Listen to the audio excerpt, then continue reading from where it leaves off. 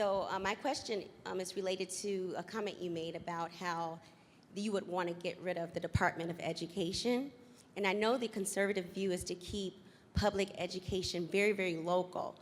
But how would you go about funding public education on a local level when a lot of our local small communities do not have the infrastructure to support it? Like there's not enough businesses and commercial businesses and people who own property to pay taxes. So how would you go about that? Very thoughtful question. Thank you, and thank you for being here. So I would abolish the Department of Education immediately and instantaneously and send all the money back to the states. Two things would then happen. First of all, that money will be spent a lot more efficiently state by state because you don't have to pay for federal bureaucrats walking around this building in DC that do nothing all day long. The Department of Education, you guys can fact check me on it, their budget is probably between $40 or $50 billion a year. 45.8. 45.8. That's why you're a member of Turning Point USA.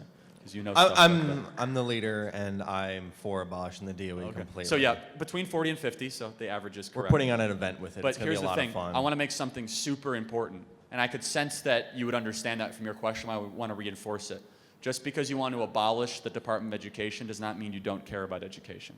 I want to abolish it because I think education is the key to opportunity for low-income communities and for a healthy, vibrant culture and society. And that the Department of Education has gotten in the way of that in the last 60 years. So how would you fund it? Well, first and foremost, our public education system is not a funding problem currently. It's not. A lot of demagoguing politicians will make it seem as if it's a funding problem. Now, there are schools that are underfunded, but if you look at a parochial school, for example, in Chicago, or you look at a Catholic school, it costs to educate a child per year about $7,000 to $9,000 a year through a Chicago Catholic school, on average. On the high end, $10,000. In Chicago, public school, for a miserable education, it's about $23,000 to $28,000 a year for a much lower quality good or service. So it's not necessarily a funding problem. So here's how I would solve it. First and foremost, you could free up a tremendous amount of capital by firing bad teachers. I think at least 10 to 15% of teachers should be fired, easily. And I know this from personal experience by seeing teachers that took time off, that didn't have any attention to me, but good teachers should be paid more. Now, good teachers do not get rewarded when they're doing an excellent job. Bad teachers don't get fired. You might say, Charlie, how would you judge those teachers? Well, you do it through a variety of different ways. First and foremost, you have teachers grade teachers. No one's ever really thought of this before because really good teachers don't want bad teachers to be around. Now, of course, people could manipulate the way to do it. You have a comprehensive way to evaluate it. If we can run Fortune 500 companies and find high-performing employees, we can find high-performing teachers. And by the way, you walk into a school, you ask 10 students who the best teacher is, it's no mystery who the teachers that are there at 6 a.m. and they leave at 6 p.m.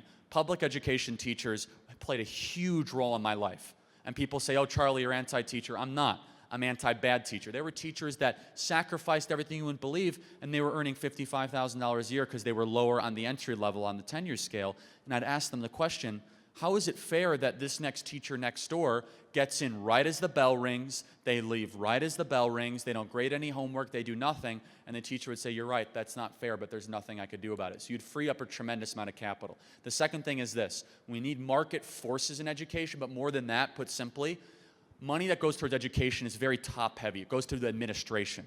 It goes to paper pushers and the dean and the principal's office that do nothing all day long. They do nothing but comply with federal regulation, with federal mandates. They're pushing papers around. They're not actually educating the student. If you look at studies across the country, it's not funding. It's not even class size. It's not geography that determines a likelihood of a student to learn something. It's the quality of teacher. And all of you that have had good teachers before know exactly what I'm talking about. A teacher that is enthusiastic, energetic, engaging, can pick out when a student is not learning properly and spends extra time with them. There's nothing better than a quality teacher. Teachers are modern-day superheroes. Bad teachers are modern-day villains because they bring down the moving average. They bring down the attitude of an entire teacher community. So what's the solution? Well, the market has taught us that it usually solves problems like this.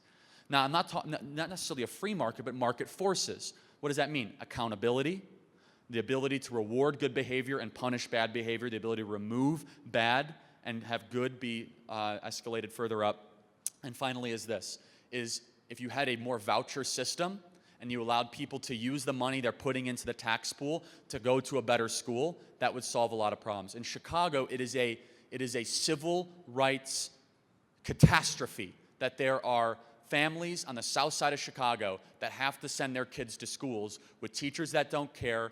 The schools are crumbling, and they're almost destined for failure. There's something wrong with that. And now, who's getting in the way of it? Well, Karen Lewis and the Chicago teacher unions are the one that are getting in the way of it, because they're saying it's just a funding issue. It's just a funding issue. Well, the numbers show that it isn't. That if you're able to move those tax dollars to a better performing school, get better teachers and pay them more, then you're able to have a better performance. So the final thing I'll say is this. We as conservatives have to change our tone when it comes to education, because people think that we're anti-education. Well, we're not. We're anti-stuff that doesn't work. And right now, the education system is a moral and abject failure. And I actually believe that people on the left want it to continue that way. They just want to throw more money at it. Well, the Baltimore public schools have had an influx of federal funding over the last 10 years. There are 7 schools in the Baltimore public school system where they could not find one 8th grader that was proficient in math or reading. Not one. 7 schools where they couldn't find an 8th grader that was not proficient in math or reading. And it's also a negative feedback loop where you have kids in 3rd grade that can't read. Well, how are they supposed to do the math if they can't even read the problem? Then how are they supposed to do 5th grade work if all of a sudden it's a negative feedback loop and they keep moving it up because the teachers don't care, so they just keep moving the kids up to a higher grade. By the time they're in 6th grade, they're asked to read a book and they can't even read the cover.